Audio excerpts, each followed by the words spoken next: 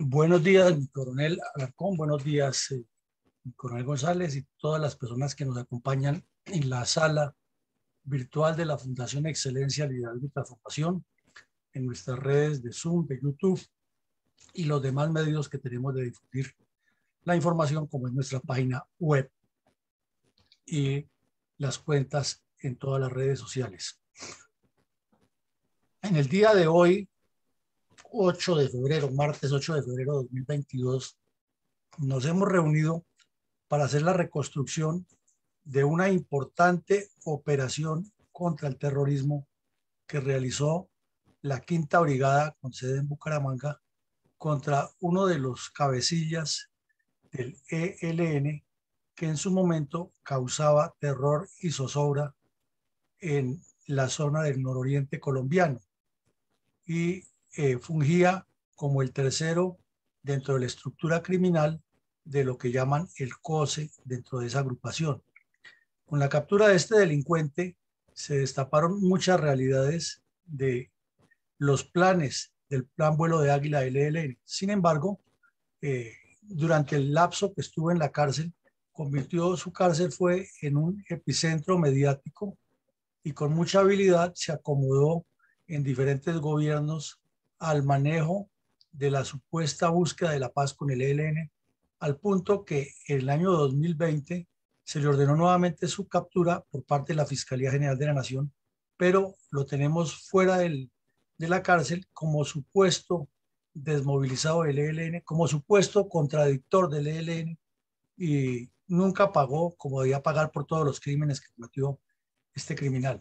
Pero ha sido la historia de Colombia la característica, eh, o ha sido en la historia de Colombia la característica del manejo de estos delincuentes por parte de diferentes gobiernos eh, que dicen que están completamente decididos a combatirlos, pero por debajo de la mesa les permiten una serie de gabelas a estos delincuentes. Recordemos que este sujeto tuvo en la cárcel de Medellín, donde estuvo una especie de apartamento para él solo, tenía un radio de comunicaciones con el que hablaba todos los días con los bandidos, e inclusive cuando ocurrió el trágico atentado terrorista del ELN contra la población civil en el área conocida como Machuca, en el nordeste antioqueño, con la voladura de un oleoducto que causó muchos muertos. Este criminal fue uno de los que tomó la decisión como parte de la dirección del ELN. Y luego la viveza del ELN fue decir que no hace parte de ellos ya, que lo desconocen y de esa manera le expiaron sus pecados. Son los detalles de la memoria histórica que aún no se ha contado, que los colombianos deben conocer y el mundo debe conocer para que sepamos en qué escenario han ofrendado la vida nuestros soldados, nuestros policías y las víctimas civiles, que son muchísimas, de la acción criminal del ELN. Mi coronel, ¿quién es alias Francisco Galán? ¿Y cuál es su relación con las comunidades eclesiales de base cercanas a la línea ideológica católica mal llamada Teología de la Liberación? Pues por definirlo con una sola palabra para iniciar, este delincuente es un fanático y es un fanático ideologizado con la teología de la liberación que usted mencionaba.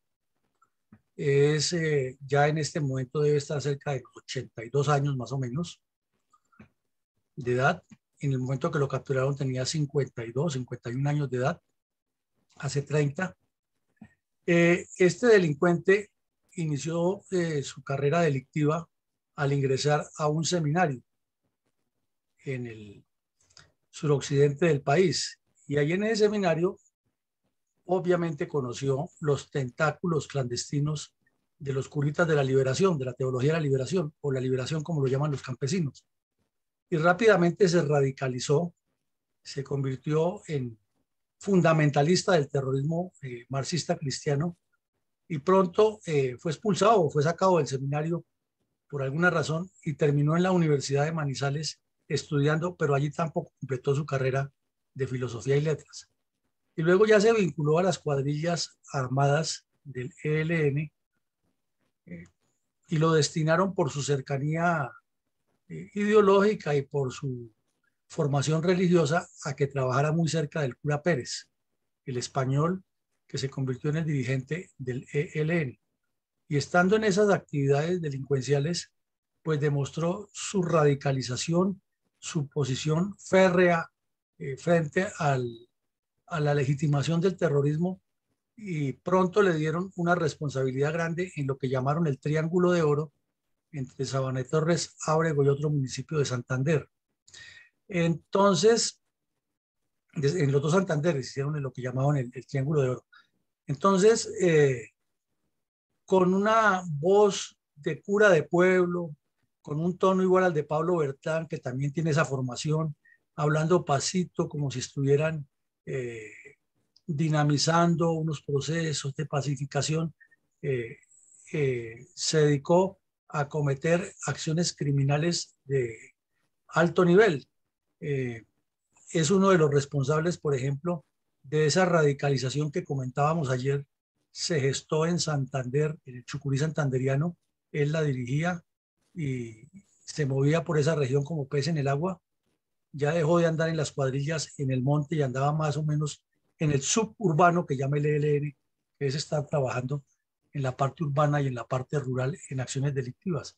También se encargó de extorsionar a todas las petroleras de Arauca y de Santander, y estuvo mucho tiempo responsable de la acción política de la cuadrilla Domingo Laín Sáenz del ELN.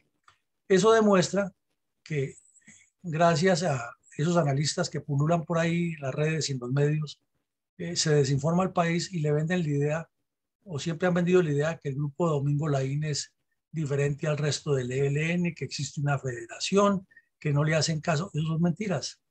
Ellos están radicalizados con la teología de la liberación y con esa fundamentación del hombre nuevo, y este sujeto es la más clara demostración. Entonces, en sus andanzas en Bucaramanga, por su orientación sexual, que es homosexual, tenía a un amante, un tipo que le daba casa, carro y beca. Inclusive, cuando lo sacaron para los diálogos de Caracas iniciales, le compró un carro nuevo, y luego, cuando regresó en los días anteriores que lo capturaran, le compró otro carro y le tenía muchas comodidades con dineros, obviamente obtenidos del terrorismo. Pero por peleas de pareja fue el mismo amante quien lo delató, ya que era un consumidor de drogas, y parece que se enloquecía cada vez que se reunían, y consumía drogas, y por esta razón lo entregó prácticamente eh, en un estado completamente lamentable cuando lo capturaron. Estuvo en la cárcel, como les digo, el ELN muy hábilmente dio la vuelta, terminó siendo el motivador, y ahí lo tenemos todavía de gestor de paz sin que haya pagado por todos los crímenes que cometió.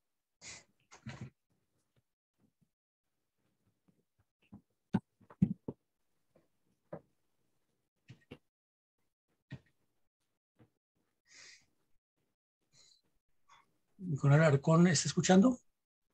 Sí, señor. Su pregunta, mi coronel. Para orientar mejor a los oyentes y seguidores de nuestras redes, ¿podría usted hacernos una descripción analítica de los conceptos básicos de la militancia terrorista de alias Francisco Galán en el ELN? Bueno, resulta que cuando se produjo la captura de este tipo hubo muchas dificultades para identificarlo, porque quien lo delató lo mencionaba como otro de los dirigentes del ELN, físicamente no se parecía. Y la única forma de verificar quién era, pues se trataría con las huellas dactilares y con otros medios técnicos de hacerlo, pero pues estaba tan drogado que había que esperar. Sin embargo, lo que jugaba en contra de él fueron los documentos y el arma que le encontraron: un revólver marca Provo, calibre 38, y unos documentos. Y dentro de los documentos, que no fueron muchos, pero sí hubo documentos valiosos, se le encontraron unas anotaciones que decía, por ejemplo, esto: que son aliados estratégicos del ELN, las FARC, la izquierda, los sectores burgueses demócratas patrióticos y la Iglesia Popular. Entonces, Parecería que es como una frase de cajón de la que siempre usa el ELN y los grupos terroristas, pero si la miramos en profundidad, aquí está la explicación de lo que ocurrió en ese momento y sigue ocurriendo. Recordemos que estamos hablando de la época en que se ha formado la coordinadora guerrillera Simón Bolívar y el gobierno nacional negociaba con esa coordinadora, que había ocurrido el fracaso de Tlaxcala y de México, de Tlaxcala y Caracas, y las FARC y el ELN no se han distanciado de nuevo, ya que toda la vida han estado distanciados por los conceptos que hemos analizado aquí, pero que durante la vigencia de la coordinadora guerrillera tenían una alianza estratégica y actuaban en mancorna o mancuerna en distintas regiones del país cometiendo acciones criminales. Entonces, ahí nombra como aliado estratégico las FARC y nombra la izquierda.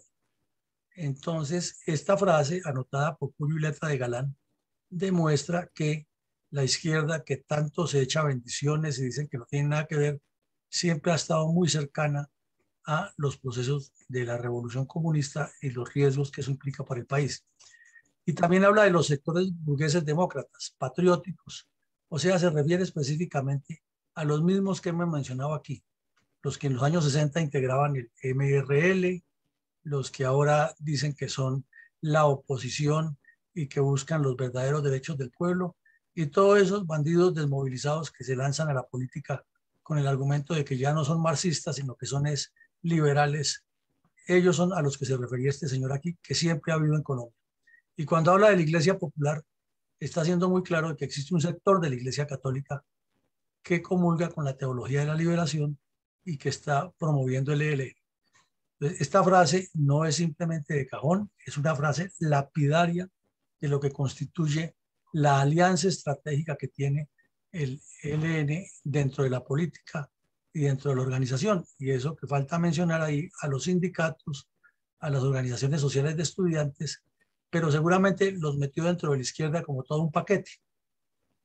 Bueno, y la segunda frase que le encontraron ahí es de las normas de instrucción que él le daba a las cuadrillas, tanto urbanas como rurales, que dice que las estructuras helenas o del ELN se hacen con base en triadas, o sea, grupos de 3 personas, y que deben especializarse en actividades sociales, ojo a eso, meterse en todos los comités de barrios, meterse en los clubes sociales de amas de casa, meterse en los clubes deportivos, en los sindicatos, donde haya una organización social o actividades sociales, ahí deben estar metidos.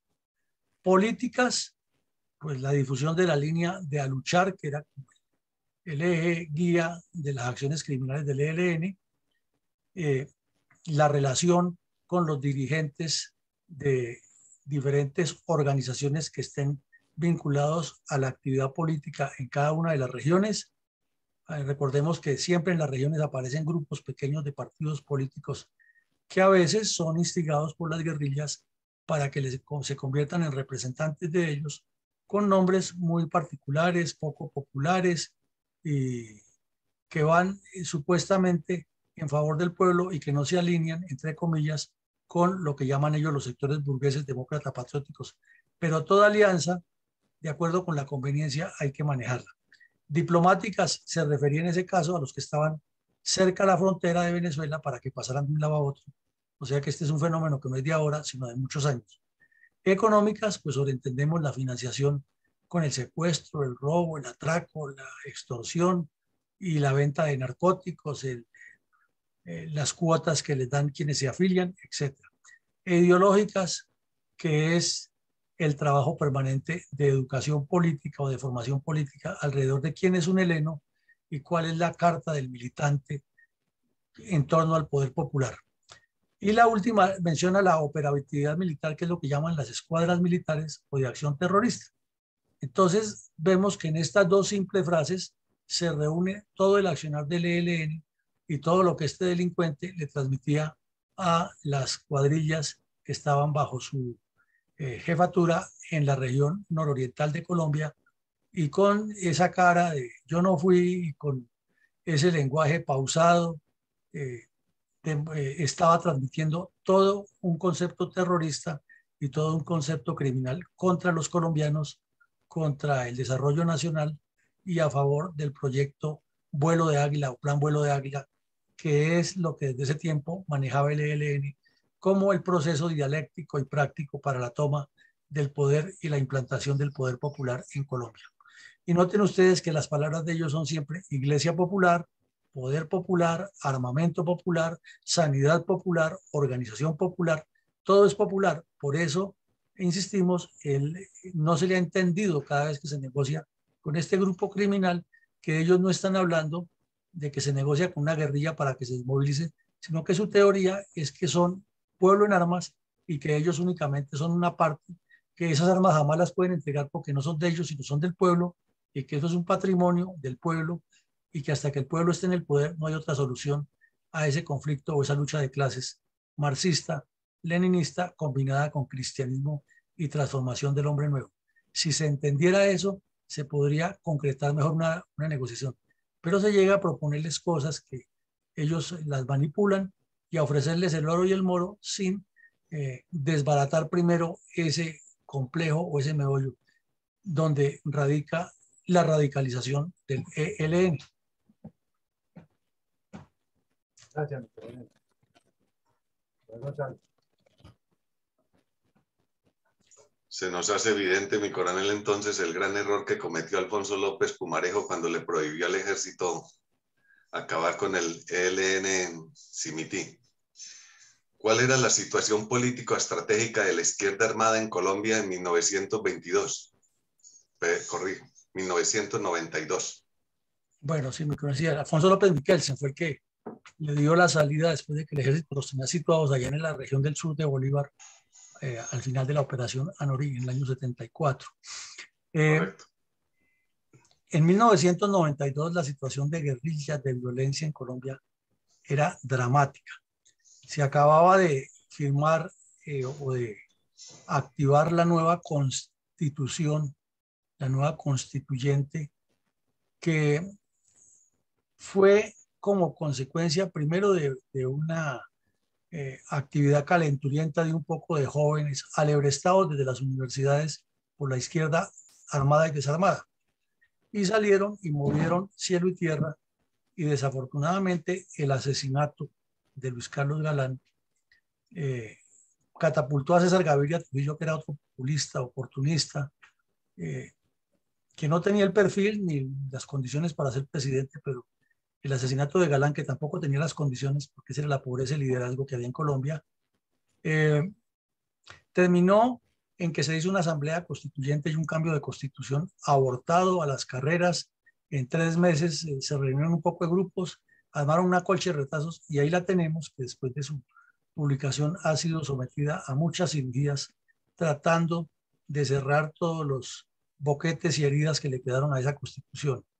Y estamos a puertas de que 30 años después nos convoquen otra asamblea constituyente porque esa no le sirve a la izquierda armada y desarmada para seguir en su proyecto de la toma del poder. Entonces recordemos que esa constituyente y esa subida de César Gaviria al poder significó varias cosas dentro del terrorismo en Colombia. Uno, que el M-19 y el EPL prácticamente se entregaron, dejaron de causar crímenes en la mayoría de los sitios donde delinquían, y las FARC y el ELN hicieron lo que se llamó la coordinadora guerrillera Simón Bolívar con los remanentes que quedaban del EPL bajo la dirección de Caraballo. Y se lanzaron en una acción terrorista desmedida como respuesta a la actitud populista que hizo César Gaviria de dilatar la operación Colombia contra las FARC en Casa Verde hasta que los bandidos supieron que los iban a golpear, en lugar de haber ordenado la operación desde el principio como estaba montada, y ahí sí invitarlos a conversar qué era el plan, sino que primero les avisó prácticamente y luego se hizo la operación. Entonces la acción terrorista de la coordinadora guerrillera Simón Bolívar en el año 92, 91 y 92. 91 mientras se celebraba la asamblea y 92 como respuesta a que la asamblea no satisfacía todo lo que ellos querían y a que los diálogos que iniciaron en la embajada en Bogotá, embajada de Venezuela en Bogotá, continuaron en Cravo Norte, pasaron a Caracas, pero con el fallido golpe de Estado de Chávez fueron trasladados a Tlaxcala y finalmente no salieron en nada. Con esa acción terrorista, la coordinadora guerrillera tenía el país en jaque. Era común que se fuera la electricidad en distintas regiones del país porque derribaban no una ni dos, sino 15, 20 torres en distintos lugares y el sistema hidroeléctrico se veía a gatas para recuperar la energía y la recuperaban y 2 o 3 días volvían y causaban ese daño. Era común que destruyeran los puentes en regiones apartadas y dejaran zonas sin abastecimiento de alimentos porque los vehículos tenían que pasar por vías alternas muy malas, se demoraban o simplemente no había forma de pasar los productos. Hicieron también unos paros agrarios instigados. En uno de esos asesinaron en San Vicente de Chucurí al comandante del batallón, Luciano de Luyer, y a un capitán. Eh, Hicieron también, aquí vimos el asesinato o el ataque a la base militar en el nororiente, no, sí, el nororiente antioqueño, donde murió el coronel Fajardo, comandante del batallón. Hubo secuestros de militares en las carreteras.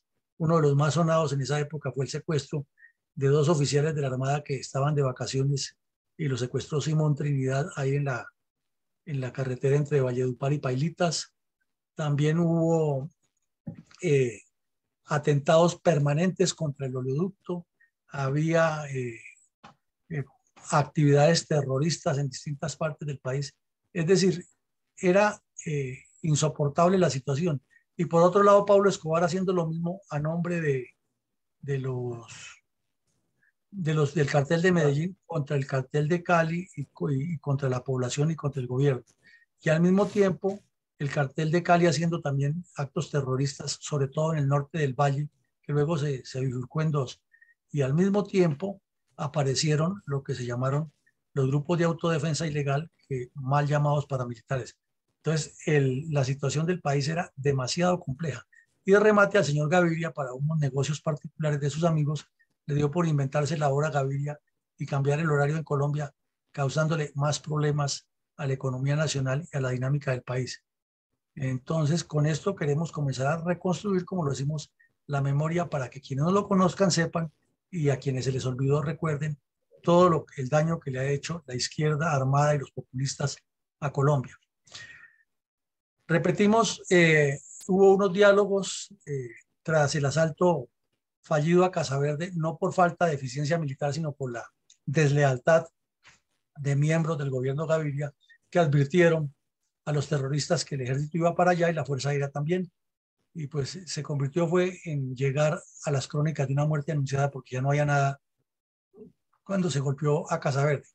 Entonces el ELN, las FARC y lo que quedaba del EPL hicieron una toma violentamente preacordada en la embajada aquí en Bogotá. O sea, el gobierno de Venezuela de ese momento que le daba también, no era todavía Chávez, pero le daba también mucha larga a la guerrilla colombiana, utilizándola como un as estratégico para manipular las relaciones con Colombia. Les tenía hasta contactos con el canciller Pompeyo Márquez, que era de izquierda. Allá las guerrillas colombianas tenían sus oficinas, sus contactos, hablaban de tú a tú. Entonces aquí hicieron una simulada toma por la fuerza y se reunieron con algo que estaba preacordado. Y entonces ahí llegó el gobierno, había un delegado del EPL, uno del ELN, uno de las FARC. Recuerdo que la del ELN era una señora que le decían Lucía González y el de las FARC me parece que era Pablo Catatumbo. Ahí estuvieron en la embajada, acordaron que había que reunirse nuevamente con una primera agenda en Cabo Norte, en Arauca. Y el gobierno de Gaviria les jugó a todo eso, les aceptó todo ese jueguito. Entonces luego dijeron que ya no se podía en Cabo Norte, sino que había que internacionalizar. Claro, a los delegados les interesaban los dólares por la salida del país en cada comisión y el show publicitario y el gobierno del Kinder, donde aparecieron una buena cantidad de yuppies, jovencitos amigos de Gaviria recién salidos de la universidad, que sabían más de estrategia y de política y de defensa nacional que los demás colombianos, sobre todo los que tenían experiencia, y fueron los que se encargaron de hacer todo ese show y la señora Noemí Sanín desde Caracas les coadyuvaba como embajadora. Entonces, en esos diálogos no funcionaron porque era la repetición de lo que siempre ha habido.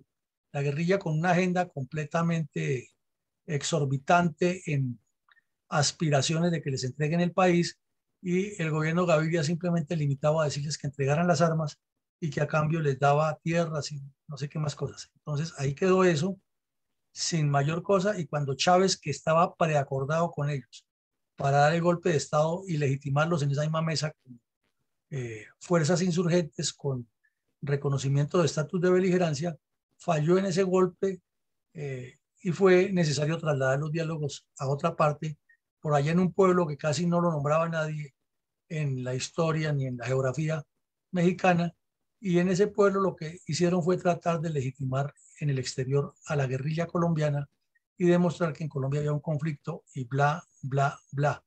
Pero mientras tanto aquí en Colombia seguía en el punto número uno, esa acción terrorista sostenida, y el error fue que secuestraron a un político de esos dirigentes que tienen bastantes antecedentes en la región de Santander, al señor Argelino Durán Quintero, que ha sido ministro y era dirigente político allá en esa región. Lo secuestraron y lo asesinaron el EPL en las reuniones, y el débil y laxo carácter del presidente Gaviria se vio obligado a romper esas conversaciones contra el deseo de él. Y la última jugadita, como por tomar la frase del señor Macías, la última jugadita que hizo Gaviria fue que en medio de todo ese enredo nos metió un ministro de Defensa Civil, a un tipo impreparado, falto de visión, falto de carácter, pero también lenguaraz como todos y con ambiciones presidenciales, que fue el primer ministro de Defensa Civil, Rafael Pardo Rueda, que llegó hablando más de la cuenta al ministerio, diciendo que en 18 meses acababa con la guerrilla. Luego dijo que el ELN era narcotraficante y decía un poco de cosas que con el paso del tiempo lo hemos visto completamente contrario a todo lo que decía cuando era ministro.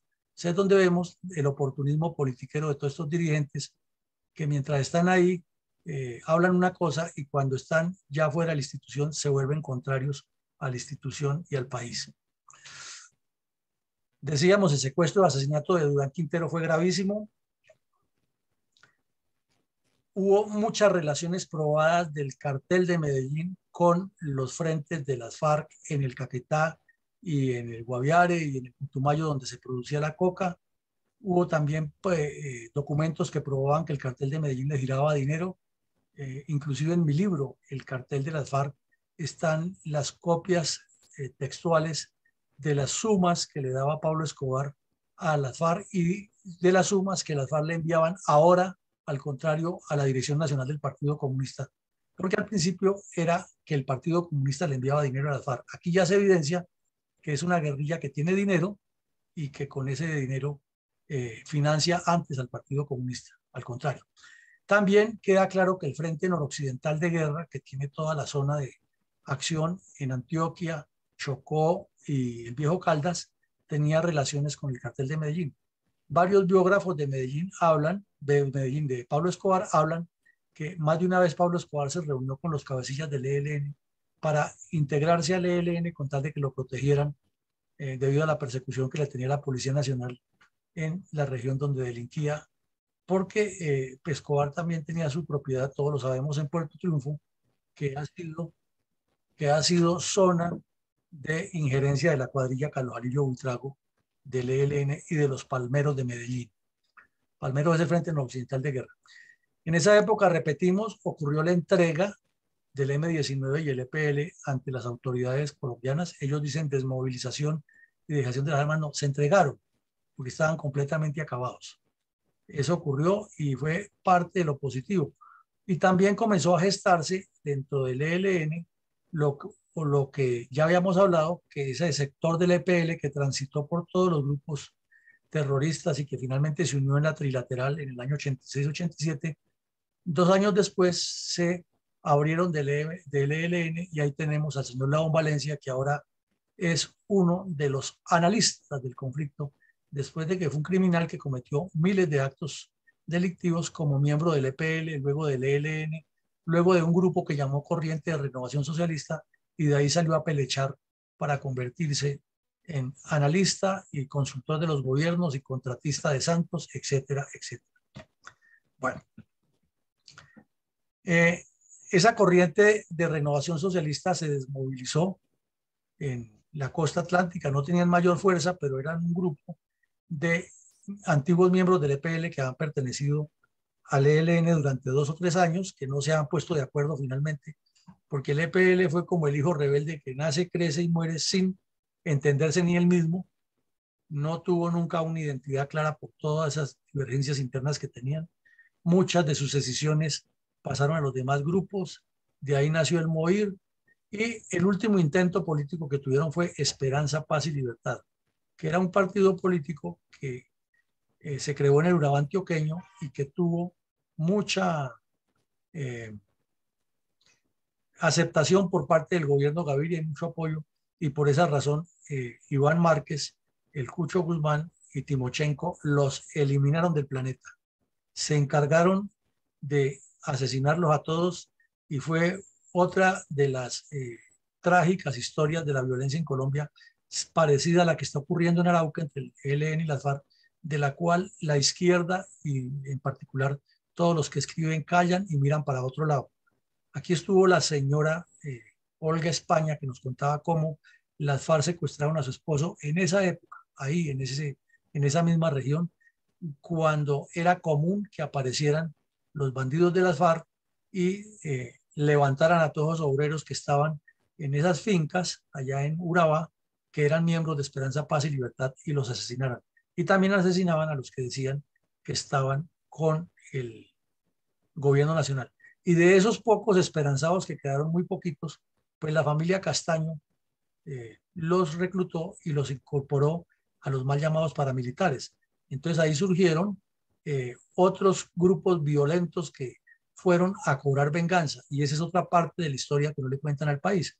No le dicen por qué los mal llamados paramilitares eran tan criminales, si es que eran desmovilizados del EPL, o que fueron bandidos allá en esa región, y lo que hicieron fue cambiar de brazalete y de lado ideológico, pero su mentalidad criminal es la misma. Y eso sirvió para que todos los que han pertenecido al ELN jalaran también gente del ELN y a otros de las FARC que los llamaban y les ofrecían plata, porque todos sabemos que la guerrilla no le pagan sueldo. Entonces, miren todo lo que se gesta alrededor de la constituyente del señor Gaviria y alrededor de la coordinadora guerrillera que montaron con Barco y a la que Gaviria le dio tanta proyección. Todo eso sucedió y es lo que nos tiene todavía con una violencia que no ha hecho sino terciar y cambiar de posiciones y repetirse y repetirse.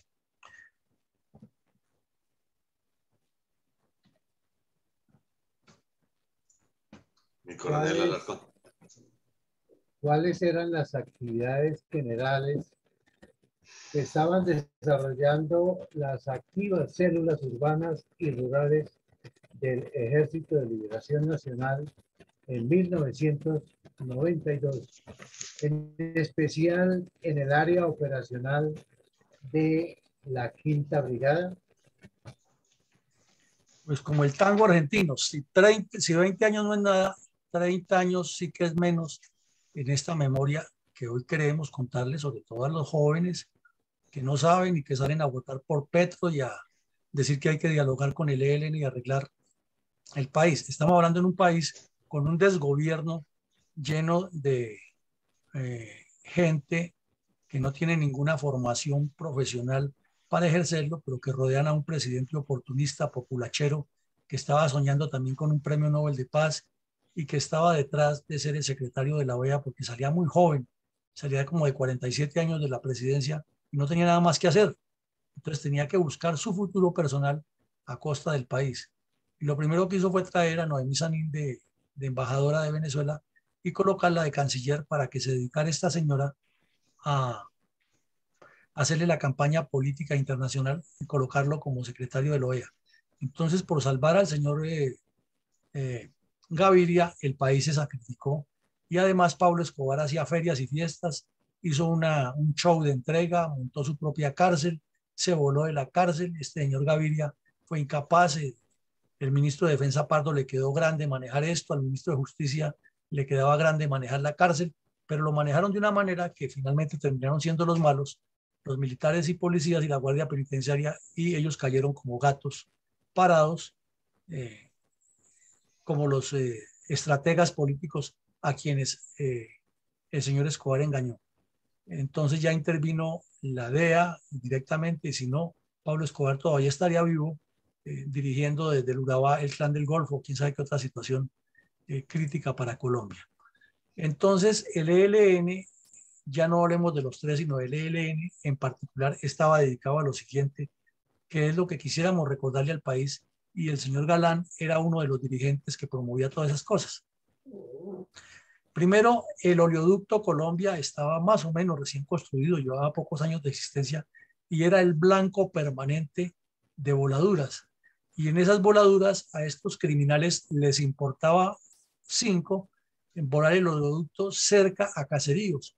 Y ocurrieron varias explosiones cerca a caseríos o a zonas habitadas en las cuales causaron daños gravísimos a la población civil.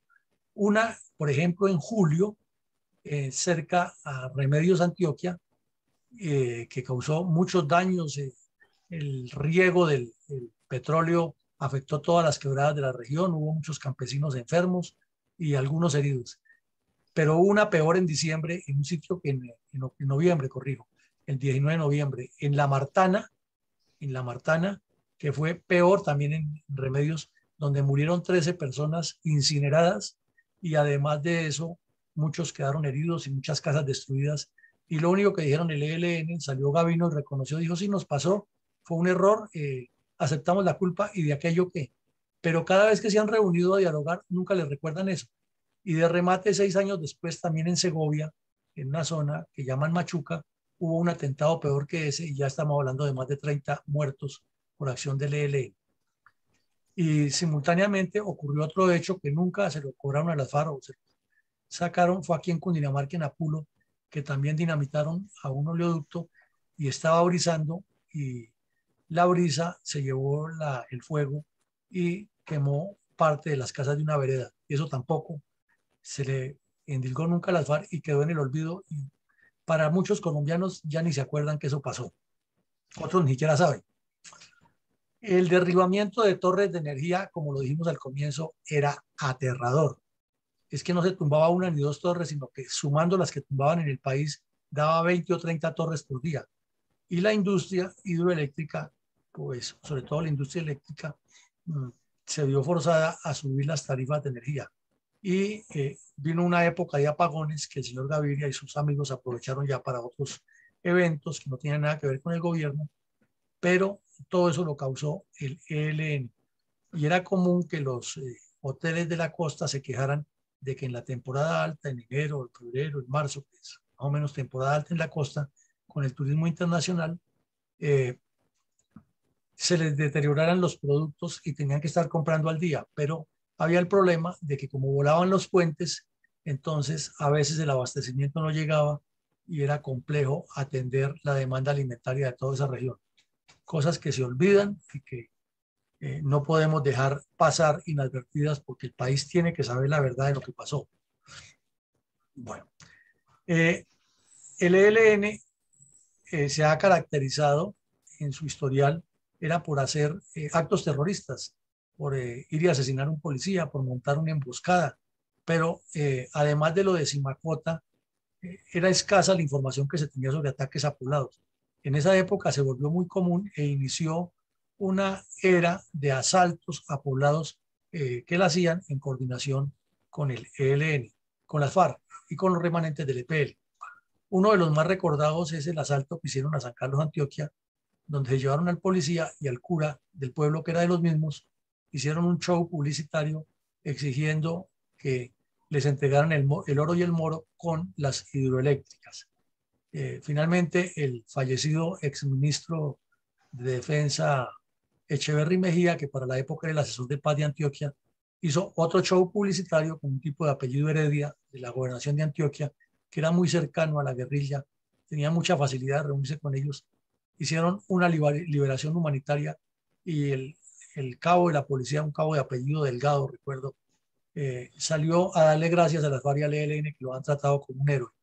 Pero fueron muchos los ataques a poblados en diferentes partes del país que entraban, destruían, secuestraban, robaban, mataban, pintaban las paredes. Y esto la juventud de ahora ni tiene idea, ni sabe cuando en grupo o en llave hacían eso. En el Catatumbo sí que fue cierto.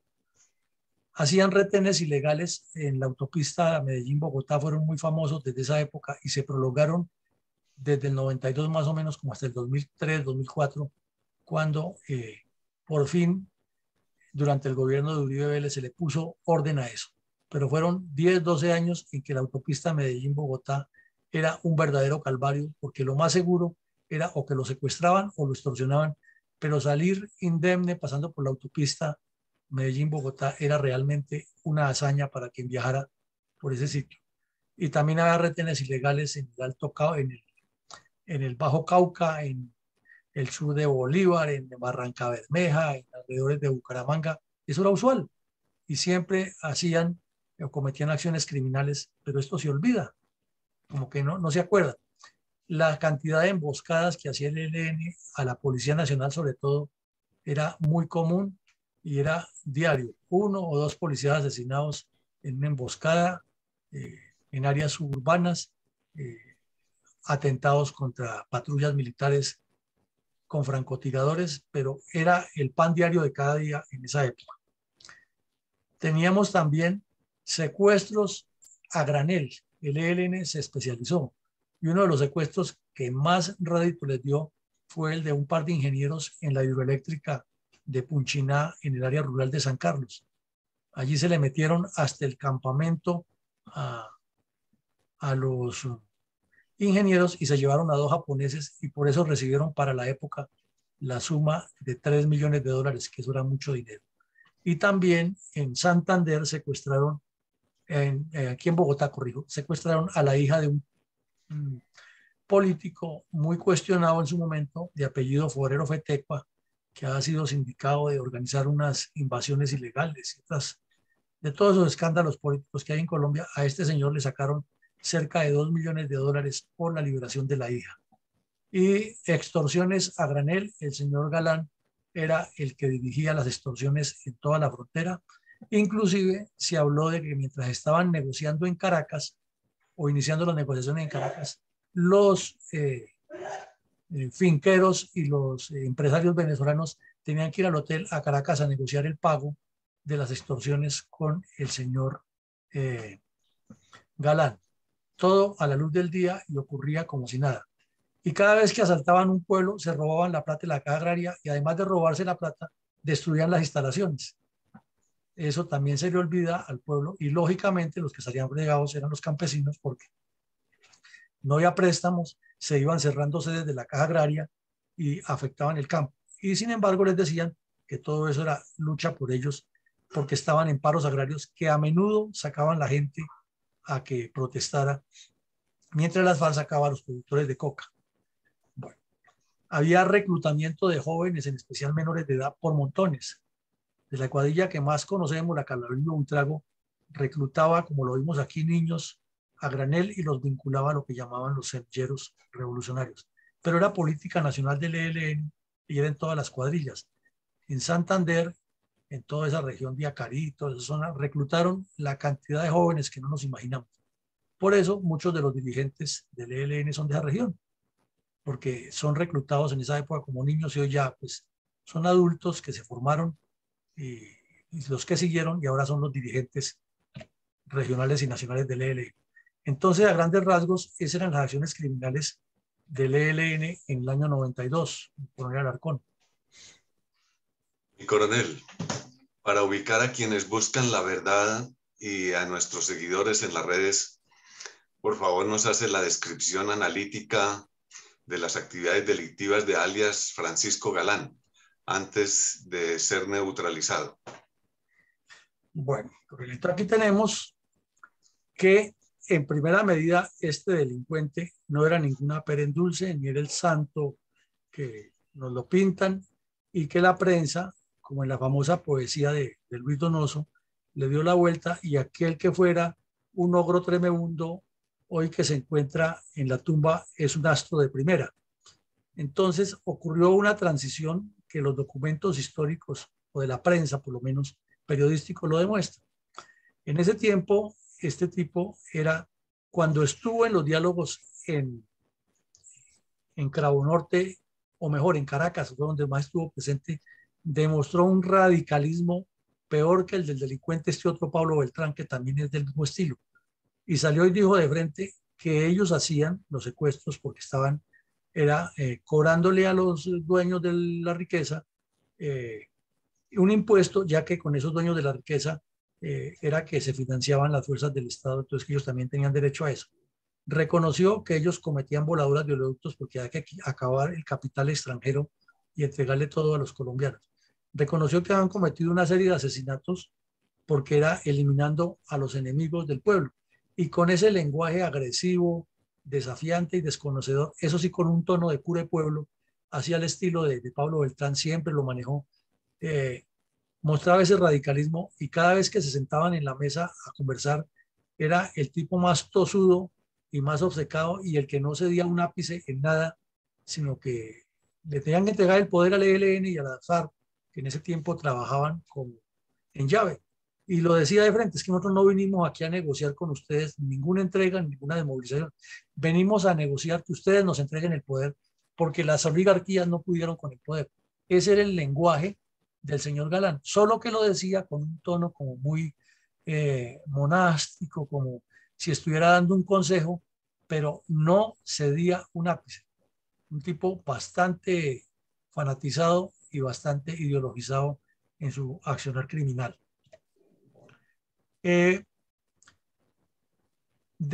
Cuando ya trasladaron los diálogos a Tlaxcala por la situación del intento de golpe chavista, el ELN fue forzado por el gobierno nacional y por los demás miembros de otras cuadrillas que no tenían mucha ascendencia con él a que lo retirara porque era entorpeciendo las conversaciones y el gobierno le dijo que no le aceptaba más al ELN todo ese descaro con el que no hacía sino reconocer los crímenes y justificarlos y mantenerlos en vilo. Y eso porque las fuerzas militares se lo insistieron. Porque hubiera sido por el gobierno Gaviria, ahí lo tenían sentado todavía como mediador, ya que a Gaviria le interesaba era su premio Nobel de Paz y otras cosas.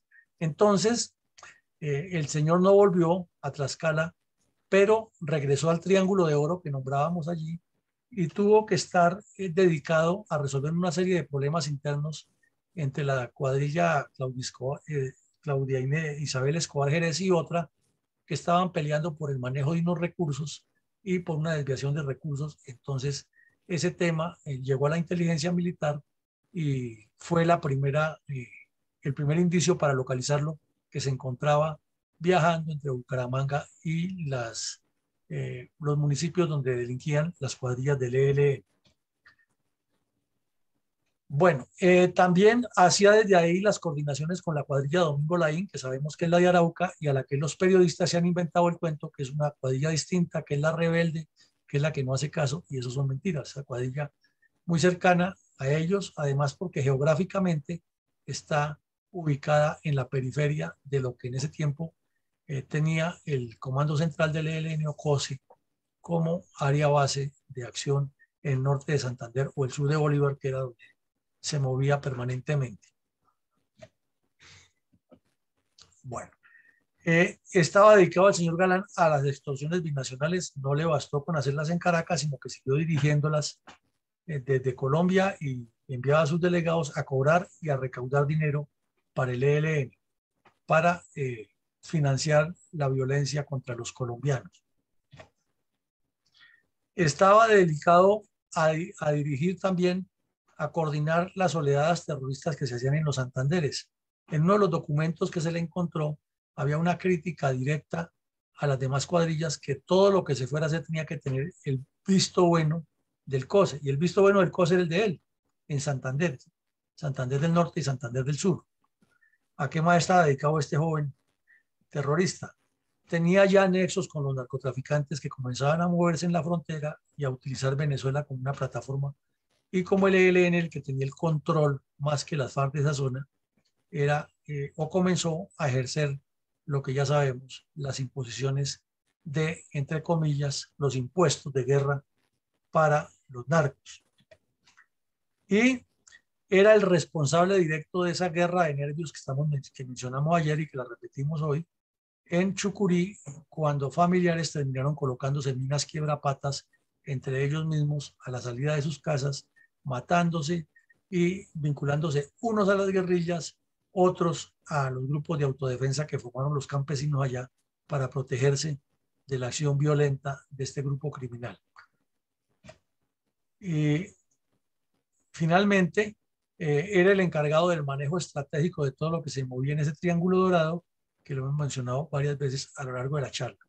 Así es de que este sujeto estaba en la mira de las autoridades y era una preocupación para las fuerzas militares. Y en Bucaramanga habían nombrado de comandantes de la división al general Harold Bedoya Pizarro, primera división del ejército, la segunda división del ejército, y de comandante de la quinta brigada al general Ricardo Cifuentes Ordóñez, dos oficiales muy distinguidos, dos estrategas de guerra que se le dedicaron de verdad para Dios a combatir este problema y tuvieron resultados muy importantes. Pero en síntesis, a grandes rasgos, todo esto era lo que hacía esa mansa paloma que aparenta cada vez que aparece con su barba y su lenguaje muy pausado, era todo lo que hacía contra Colombia en esa región. Gracias, mi coronel. ¿Cuáles fueron las actividades últimas operacionales de la Quinta Brigada los meses anteriores a la captura del terrorista Francisco Galán? Pues realmente la Quinta Brigada era en guerra como ha estado mucho tiempo. En ese tiempo era muy activa la acción militar de la Quinta Brigada contra diferentes estructuras criminales. Y uno de los grandes éxitos para llegar a la captura de este bandido fue la captura del cabecilla de la cuadrilla, Capitán Parmenio. Fue capturado una mañana en Carmen de Chucurí y presentado ante los medios al mediodía, y apareció así al estilo Pedro Castillo del Perú, más o menos del estilo así, campechano y con un sombrero blanco, diciendo que él era un humilde campesino y que él no tenía nada que ver con eso, que lo estaban cuestionando, y tenía un prontuario de muchos años. Suponemos que todavía está en la cárcel, si no ha aparecido algún juez que dice que la captura fue ilegal y lo dejó libre, pero fue capturado en esa época, en el año 92, y fue un golpe duro porque era un cabecilla experto en explosivos, tenía formación política en Cuba, tenía mucha experiencia en la dirección de todos esos grupos, había participado en cualquier cantidad de acciones terroristas, tenía bajo su responsabilidad muchas voladuras del oleoducto, asaltos a vehículos de valores, es decir, tenía un prontuario bastante abultado. Ese golpe fue importante, fue más o menos como en mayo del año 92. Los combates contra el ELN en los dos Santanderes y en el sur de Cesar, eso era pan nuestro de cada día, era cada rato. Y en los combates era muy usual encontrar lo que llamaban los sombreros chinos, que eran unas bombas grandototas construidas con hojalata en forma de sombrero chino para que el cono de dispersión de la explosión fuera bastante demoledor, y la colocaban en las carreteras o en las áreas donde se movían las tropas a pie, y hubo varias emboscadas con eso. Entonces era muy común encontrar en esos combates ese tipo de sombreros chinos y lo que llamaron las primeras rampas o ramplas, como le dicen ellos, para lanzar artefactos explosivos. Aquí es importante resaltar que fue el ELN primero el que trajo ese sistema de rampas, y luego las FARC lo perfeccionaron con los cilindros y los morteros Mogan o Monaghan, que se los enseñó a hacer un terrorista irlandés.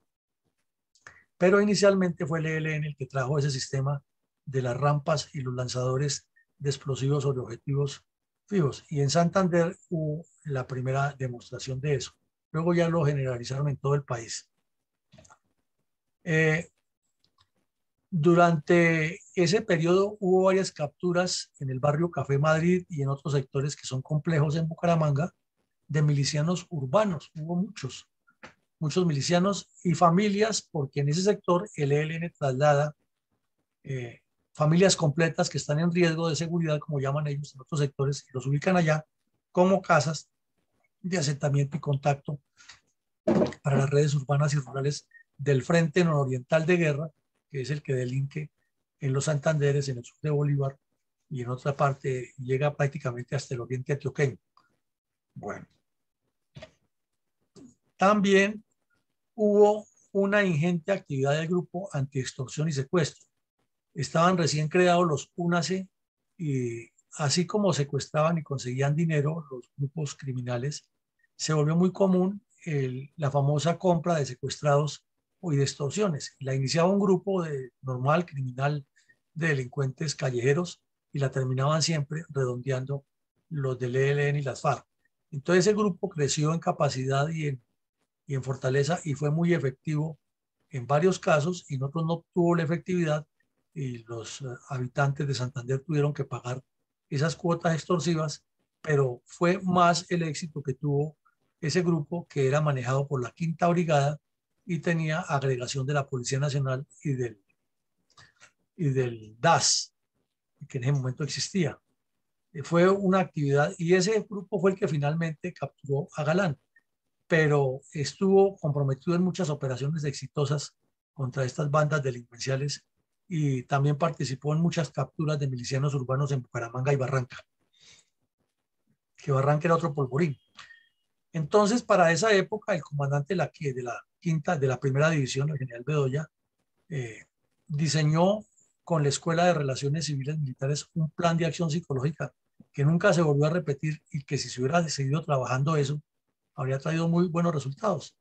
Y fue sacar los cursos de las aulas, de hablarles carreta, es que las técnicas de comunicación son aquí y allá no. La clase se hacía por la noche en el salón, en la sala de guerra del Batallón Nueva Granada, y de día salían los alumnos a practicar, y se metió a la Escuela de Operaciones Psicológicas con 2 cursos seguidos durante meses en los barrios más complejos de Barrancabermeja, a hablar con esta gente, donde cada vez que entraba el ejército le volaban los carros, y se metieron a pie y hablando con las casas, con la gente, con un sacerdote que manejaba en el barrio Las Granjas un grupo bastante complejo. Se hizo mucho trabajo, se entró a la normal de señoritas que estaba completamente infiltrada por monjas afines al ELN y se hizo un trabajo interesante de acción psicológica que tuvo sus réditos importantes en la atenuación del delito, pero en especial en la consecución de información, que era lo que se pretendía. Entonces allí se fue elaborando todo un contenido para llegar a localizar al señor Galán. Eh, el servicio de contrainteligencia de la Quinta Brigada se dedicó con mucha efectividad a hacer el bloqueo permanente de Radio Patria Libre, que estaba recién salida y era muy efusiva. Entonces, cuando comenzaban las emisiones de Patria Libre, aparecía un equipo que bloqueaba la señal eh, e impedía que los mensajes llegaran claros a la audiencia. Fue una lucha del principio de la guerra cibernética en Colombia que casi no se conoce, pero todo esto lo hizo la Quinta Brigada buscando desarticular la actividad fuerte que tenían en esa región donde estaba mejor posicionado el ELN. Y la Brigada Móvil número 2 llegó a trabajar en el sur de Bolívar y en la región de Barrancabermeja con mucha eficiencia y mucha fortaleza para combatir las estructuras, y se les metió a los campamentos en Micuaumao, en Simití, en Santa Rosa, en el sur de Bolívar, que era desde donde el COSE dirigía toda esta actividad criminal y a donde viajaba también el señor Galán a rendir cuentas. Entonces por eso se trasladaron al Catatumbo, que era la otra zona alterna que tenían. Y las fuerzas especiales rurales hicieron operaciones muy importantes alrededor de Barranca y de Sabana Torres, capturando a muchos delincuentes y en otros dándolos de baja. Entonces el trabajo de la Quinta Brigada y de la Primera División fue muy fuerte, bajo la dirección de los 2 generales Bedoya y Cifuentes, que trabajaban muy bien en pareja eh, y cooperaban muchísimo y tenían una claridad estratégica interesante para combatir el problema. Y al mismo tiempo había un trabajo fuerte, no con muchos recursos, no existía todavía el arma de inteligencia, pero se trabajaba bien ahí con los equipos que tenía la Quinta Brigada en la búsqueda de los cabecillas, y los tenían localizados, o por lo menos sus actividades estaban siendo muy bien monitoreadas, y tendría que dar como resultado pronto la captura de alguno de ellos, como efectivamente ocurrió. Mi coronel, ¿cómo son las características más resaltantes del sector urbano donde fue capturado el peligroso sujeto alias Francisco Galán? Bueno, esta foto es una foto medio panorámica de más o menos 3 años atrás, de lo que es este sector del barrio del Diamante de Bucaramanga en la línea Diamante 1 en la vía hacia Florida Blanca. Pues en ese tiempo no estaba tan construido ni al fondo como se ve, ni el sector, pero como se nota siempre ha sido un sector de, de buena posición económica y un sector tranquilo, un sector bonito, además que Bucaramanga pues es una ciudad muy bonita, por eso se llama la ciudad bonita, la ciudad de los parques. Entonces, el tipo estaba llegando a una casa donde el ELN tenía su sitio de contacto en un sector, en este sector. Puede que las casas no fueran tan exactas en el tiempo, pero es en este sector donde ocurrió la operación, a la salida hacia Florida Blanca, y con una vía más o menos buena para moverse. Y claro, ahora está mejor, en esa época no era tan buena la vía, pero estaba. Y tenía comunicación con muchos municipios de Santander, cercanía al aeropuerto, tampoco es tan lejos, y posibilidad de viajar hacia Cúcuta, hacia Tunja. Es decir, Bucaramanga tiene una ubicación eh, estratégica importante para cualquier actividad de acción política o revolucionaria, y es una ciudad más o menos grande que permite eh, un buen flujo de comercio y una actividad que se puede enmascarar clandestinamente. Hay bancos, es decir, Bucaramanga ha sido una ciudad bien desarrollada en este sector del oriente del país, y allí se movía este delincuente con suma facilidad, entraba y salía. Es probable que tuviera más casas, pero eso nunca se pudo establecer porque ellos no tienen una, sino que tienen varias. Entonces lo curioso era que mientras la gente va de bajo nivel vivía en Café Madrid y en otros sitios de la periferia en Bucaramanga, el señor vivía como un rey en una finca, y fuera de eso tenía un amante a quien le compraba carros y otros gastos suntuosos, relojes, perfumes, anillos, y la pelea fue por una pelea de pareja que terminó delatándolo porque estaba completamente drogado, consumía coca y consumía marihuana al tiempo, y se enloquecía cada vez que se drogaba el señor Galán. Coronel, ¿cuál es el paso a paso de la operación urbana que condujo a la captura de alias Francisco Galán?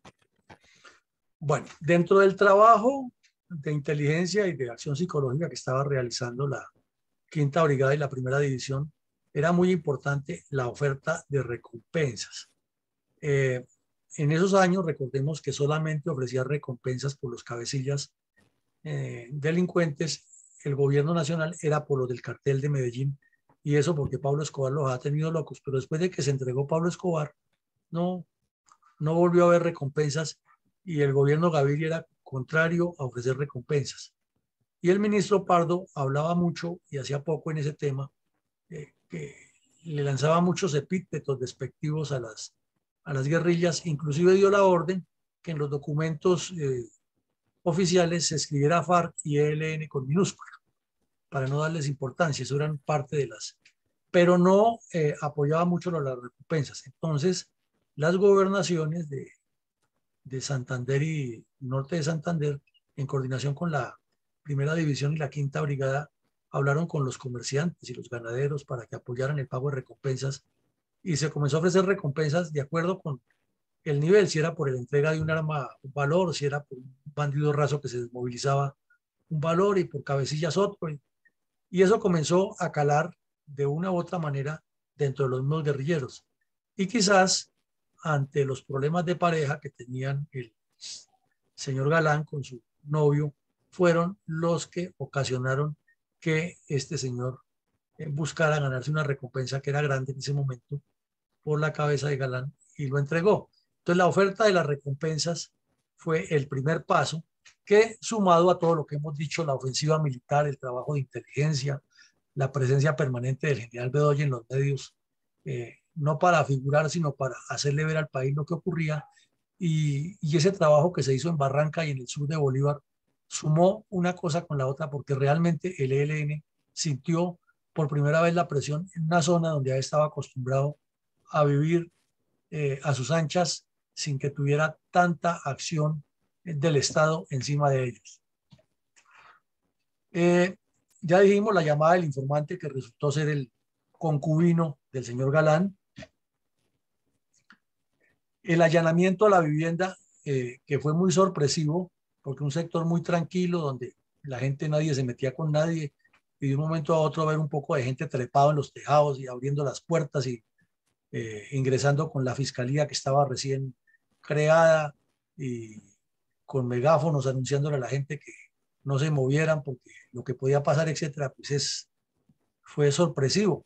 Y dentro de la vivienda, pues cuando recibieron la información que estaba un jefe del ELN, hubo una pequeña desazón o una gran desazón, como se mire, porque pensaban encontrar pues a un tipo joven y como tenían las fotos de los jefes del ELN, y acababa de pasar la, la, los diálogos en Caracas donde se han dado tanta publicidad, pues más o menos tenían la ubicación y las fotos de ellos y no coincidía con ninguno, porque lo que encontraban fue un tipo hecho una piltrafa, semidesnudo, tirado en una cama completamente barbado y más o menos como abandonado, desgreñado, y, y que no hablaba de la traba que tenía, no hilaba una cosa con la otra. Entonces, inicialmente pensaron, lo que pensaría cualquier persona, que ha sido un problema y entre gente sin nivel que estaban peleando entre ellos y quería vengarse uno del otro, como a veces le ha ocurrido a la policía que le echaban la culpa a un delincuente o a otra persona de delincuencia, era para tomar venganzas. Pero como se hizo el allanamiento, entonces en la requisa encontraron un revólver de muy buena calidad con su carga básica, su dotación y unos documentos, un mapa que me ha llamado la atención, fue un mapa muy bien organizado donde tenía la ubicación exacta de toda la infraestructura petrolera de la región y con algunas anotaciones a mano, con una muy buena letra, eh, diciendo algunas instrucciones para tomar acciones contra esas petroleras, acciones terroristas. Y luego ya encontraron unos cuadernos, unas anotaciones como las que vimos al comienzo de del conversatorio hoy, y documentos del ELN con planes nacionales. Entonces ya eso daba la pauta de que este tipo sí podía hacer. Entonces le hablaban, pero el tipo no podía. Y como todo lo filmaron para evitar todos esos escándalos de derechos humanos y tal cosa, entonces el general Bedoya muy hábilmente lo llamaron y le dijeron que el tipo estaba en esas condiciones y ordenó que buscaran una pijama a rayas en el comercio y se la pusieran para sacarlo en pijamado, ya que salir con esa ropa toda sucia que tenía, pues iba a causar un mal aspecto. Entonces, repitió lo que meses antes había ocurrido con Abimael Guzmán, que lo vimos detrás de unos barrotes con pijama de presidiario, y por eso Galán salió con una pijama de presidiario, sino que no consiguieron con rayas horizontales, sino con rayas verticales. Si recordamos la famosa foto. La caída la tuvo él mismo, porque ya cuando comenzó como a recuperar el conocimiento, le presentaron una foto de Galán, pues afeitado, y cuando estuvo en los diálogos de Caracas, y le dijeron, ¿usted conoce a Francisco Galán? Y el tipo en medio de la traba llegó y dijo, sí, yo soy. Y esta es la foto, este es el que estoy ahí. Entonces le preguntaron todavía, ¿y usted por qué está barbado? No, porque es que para que no me cojan, no se ha dado ni cuenta que estaba en poder de las fuerzas militares, mejor dicho. Entonces ya hicieron la cotejación de huellas y ahí hubo un problema porque el tipo andaba con una cédula de apellido Rodríguez que rápidamente se desechó porque esas huellas no coincidían.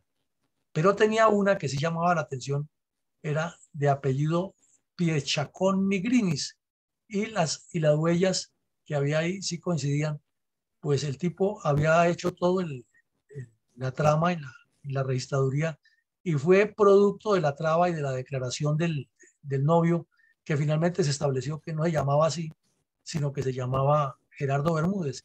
¿Y de dónde ha sacado esa cédula? Pues de un ingeniero costeño que se le han perdido los papeles o se los robaron en un atraco o en un robo, en un hurto. Se le perdieron los papeles de identidad a ese ingeniero y han llegado a manos del ELN. Con ese número de cédula le han montado una cédula paralela con las huellas del señor Galán. Hasta ese nivel llegan estos delincuentes a tener la facilidad, pero él mismo se delató y ya cuando le pasó la traba, pues ya había contado todo lo que tenía que contar y todo estaba grabado. Entonces ya el ejército lo entregó, lo trajo y con los documentos y las armas que le incautaron, pues ya quedó a órdenes de la justicia. Se vio obligado a confesar y ahí vino el punto clave que fue que cuando fue presentado ante los medios, el mismo ELN, por medio de una conversación que fue interceptada por la inteligencia militar y grabada con el aval de la fiscalía, quedó todo enunciado cuando el cura Pérez le anunció al público, a las demás cuadrillas, que había caído el compañero Galán y que tenían que extremar las medidas de seguridad, que era un golpe muy duro y que tenían que pasar a una ofensiva terrorista que de hecho se desarrolló en los días venideros. Y luego, entonces, se publicó esa conversación y el ELN desafiante salió y dijo que sí era cierto que han capturado a Galán, entonces ya no hay nada que hacer. Y con todo ese prontuario que tenía, apenas le salieron 20 años de cárcel. Pero ahí comenzó otro episodio que será para verlo después en otra ocasión, de ridiculez, que del tiempo que estuvo en la cárcel, más se la pasó viajando y de mediador, y ahora, después de que ya supuestamente ha cumplido esa pena, le encontraron otro pecado de un secuestro que ordenó desde la cárcel, pero movieron cielo y tierra e increíblemente hasta el propio expresidente. Carabina. Estaba herida por fin en el estómago, pero entonces el negro llega en miel. Písala. Qué vaina, hombre. Entonces, hasta el propio expresidente Álvaro Uribe Vélez salió en un tuit y ante los medios a decir que el señor ya ha cumplido su pena y que era un mediador de paz. Pero lo cierto es que tiene pecados, no los ha terminado de pagar y ya con 81, 82 años que tiene, difícilmente va a pagarle al país y a la justicia todos los crímenes que cometió este delincuente. No, y mucho menos que lo vemos caminando aquí por la calle con frecuencia, porque parece que sale a pasear. Mi coronel, ¿cuáles fueron las consecuencias estratégicas, operacionales y tácticas de esa captura? Bueno, muchas gracias, mi coronel. Pues fue muy importante porque después del golpe del 73 contra el ELN, no se le había dado, se le han causado muchos golpes, ¿no? Claro, bajas, incautaciones de material, incautaciones de documentos, interceptación de comunicaciones, capturas de cabecillas de cuadrilla, pero un cabecilla a nivel nacional, como fue el caso de los hermanos Vázquez Castaño, no había caído. Y este que era urbano rural, muy importante, era el tercero en mando al ELN. Eso quiere decir que si en ese momento hubiera muerto el cura Pérez, si hubiera muerto Gavino, él hubiera quedado de jefe nacional del ELN. Ese fue un golpe de la misma trascendencia que dar de baja al Mono Jojoy, Alfonso Cano, Raúl Reyes. Así de importante era este bandido en el ELN. Y su captura pues fue muy mediática. La prensa en ese momento especuló muchísimo y llama la atención la forma como van cambiando y sería bueno cotejar para cuestionarle a los periodistas porque, por ejemplo, en ese momento Enrique Santos Calderón, que publicaba una columna que llamaba Contraescape en El Tiempo, salió y dijo que era el criminal de la peor laya, el peor terrorista que había pisado Colombia, que ojalá no fuera a pasar como Pablo Escobar, que se volaba en la cárcel, que ojalá, bueno, un montón de cosas, dijo este señor Enrique Calderón. Y 4 o 5 años después estaba reunido con él para planear el viaje a Maguncia y el viaje y la convención que hicieron en Río Verde los senados ahí en Sonsón, Antioquia, para seguir haciendo el show de las negociaciones de paz. Y el primo Pachito Santos andaba para arriba y para abajo de mediador en todo eso. Entonces, ahí vemos la prensa cómo es de variable. Y otros medios de comunicación también tirándole, y otros políticos como Andrés Pastrana criticando eso. Y cuando fue presidente, fue que le salió el espacio para que hicieran todo ese show. Entonces, fue una captura muy importante, pero políticamente muy mal manejada, como ha ocurrido en toda la historia del conflicto armado en Colombia. Eso sí, el fortalecimiento de la imagen del ejército fue muy grande gracias a la dirección del general Bedoya y del general Cifuentes, que eran 2 señores generales que merecen toda nuestra admiración y respeto por la forma como conducían las tropas y cómo impactaban dentro del imaginario colectivo del ejército. Este par de oficiales le daban esa característica que debe tener un ejército de seriedad, de transparencia y de eficiencia, como muy pocos lo han hecho en sus cargos. Bueno, y hubo una demostración, y eso era obra de General Bedoya, no se puede opacar, reconocer esto, de la importancia de la combinación de la inteligencia militar con la acción psicológica en el sitio. No la acción psicológica alejada, por allá, con volantes sin hablar, no. Al general Bedoya le gustaba que las unidades de acción psicológica se metieran, hablaran con la gente, distribuyeran los volantes, hablaran con los niños, hablaran con los colegios, con los estudiantes, que se hicieran charlas, que se hicieran seminarios. Él apoyaba y motivaba todo ese tipo de actividades para integrar a la población con las fuerzas militares. Fue un golpe psicológico muy fuerte para la corriente, para la coordinadora guerrillera Simón Bolívar, porque este señor era de los aliados más importantes que tenía Tiro Fijo para las decisiones del ELN. O sea, si se planeaba una acción conjunta, puede que dentro de los dirigentes del ELN, que son delincuentes todos y terroristas, hubiera algunas posiciones diferentes a la acción depredadora de llegar a destruir poblados o de causar daños. En cambio, con Galán ya Tiro Fijo daba por descontado que el voto estaba listo porque él apoyaba todo eso. Él apoyaba todo eso. Y además ayudaba con su buen nivel académico a redactar los comunicados dándole la vuelta al asunto. Entonces, en lo particular, tenía una muy buena relación con Alfonso Cano, que tenía exactamente la misma forma de actuar, pero en las FARC. Entonces, la captura de este tipo ya era un golpe muy duro porque las acciones conjuntas iban a encontrar más dificultades, como de hecho se fueron dilatando y se fueron abriendo hasta que no tuvieron más fuerza. Y la otra característica que tenía era que Galán, con su estilo aparentemente bonachón, era el que tenía en rienda a los antiguos militantes del EPL, o sea, los de la Corriente de Renovación Socialista, que todavía no se han desmovilizado, pero no pudo, definitivamente se le salieron de las manos al ELN, o sea que sí fue un golpe duro para la Corriente de Renovación, para la coordinadora guerrillera, la captura de este bandido. Y hubo un poco de enseñanzas para las unidades de combate urbano, eh, los Gaula, que no existían en ese momento, que nacieron de ahí, los únase de que la inteligencia debe ir mucho más allá de la que se tiene en el momento de la captura para profundizar, y si no es por la iniciativa del mayor que iba al mando allá y quienes lo acompañaban, que no se dejaron tramar porque estaba un tipo en un estado bastante lamentable de salud ahí, lo hubieran dejado libre. O sea que fueron enseñanzas que cada operación las trae consigo mismas, pero que va formando todo un acumulado de instrucción y de formación. Y coronel,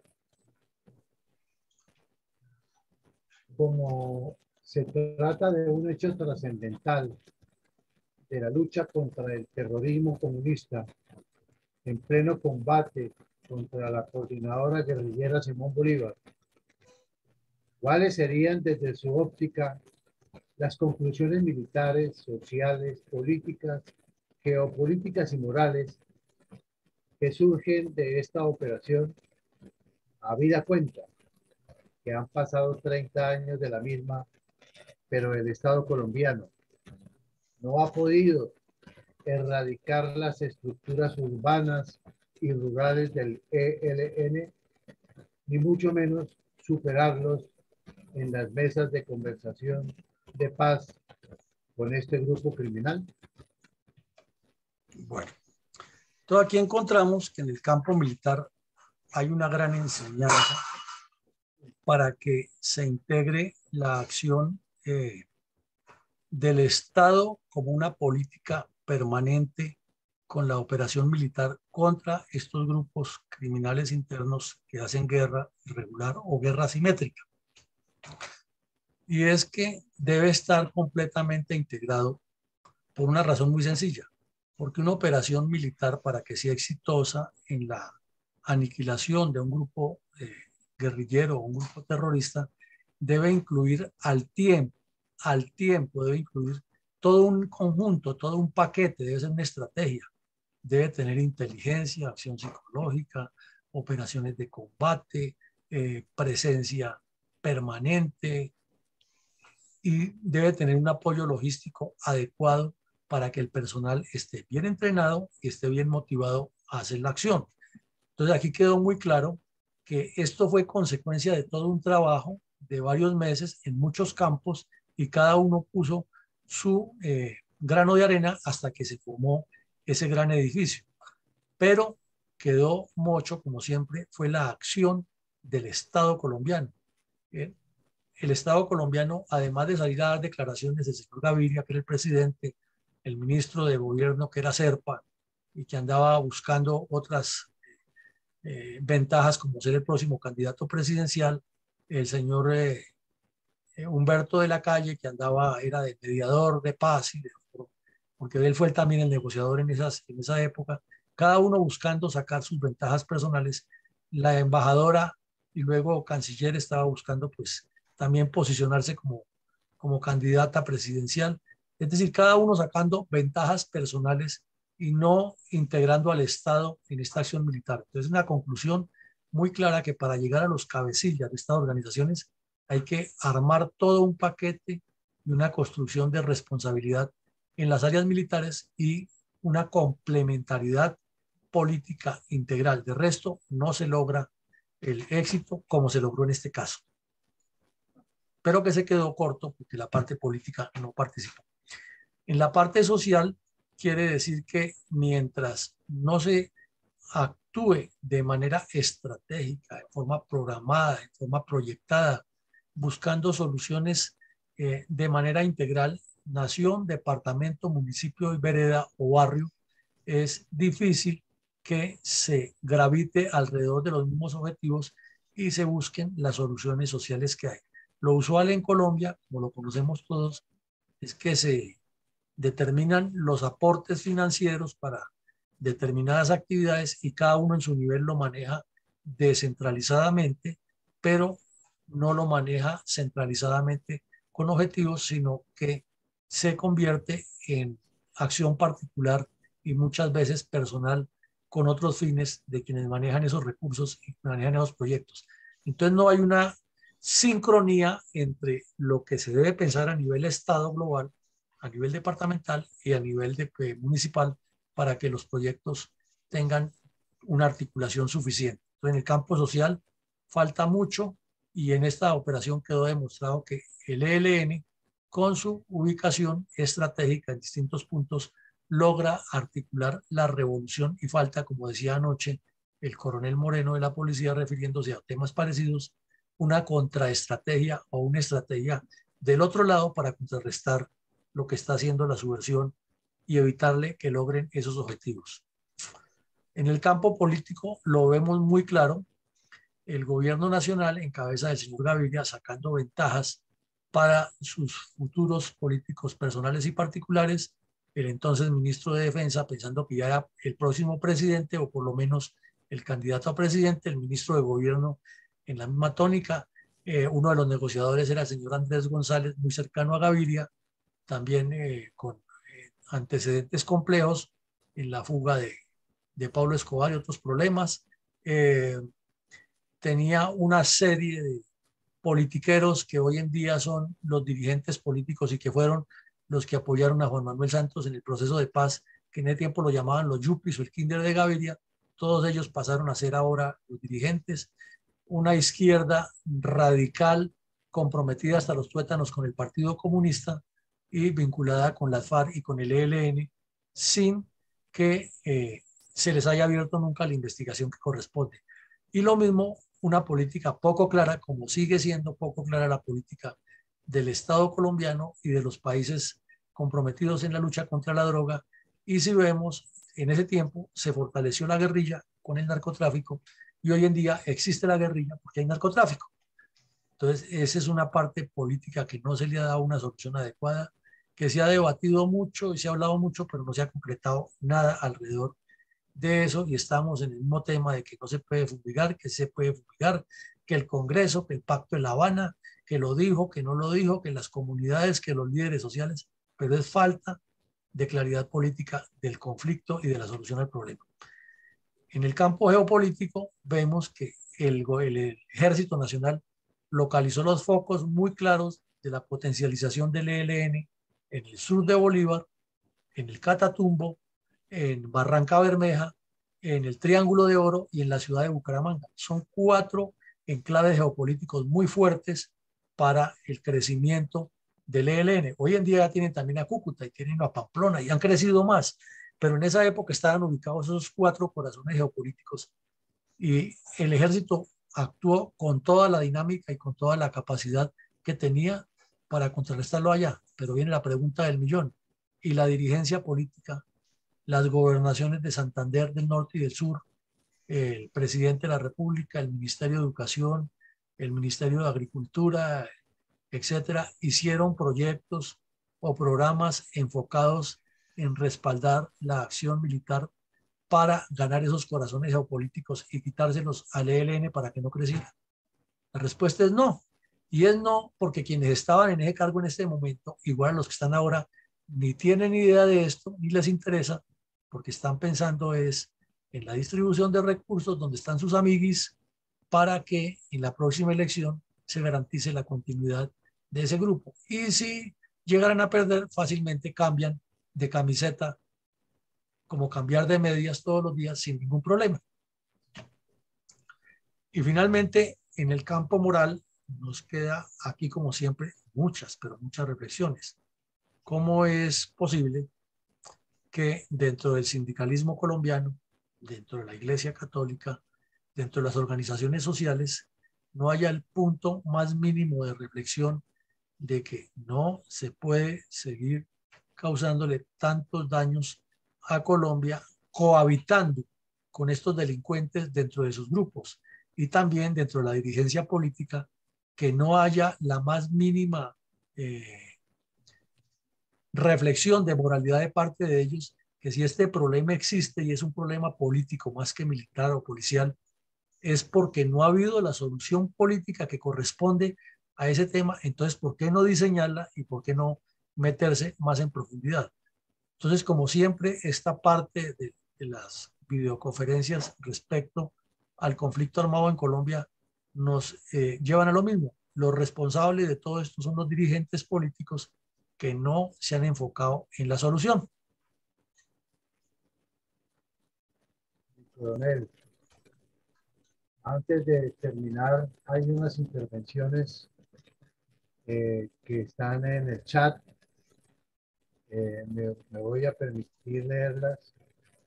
Y específicamente hay alguna que hace relación a un comunicado que sacó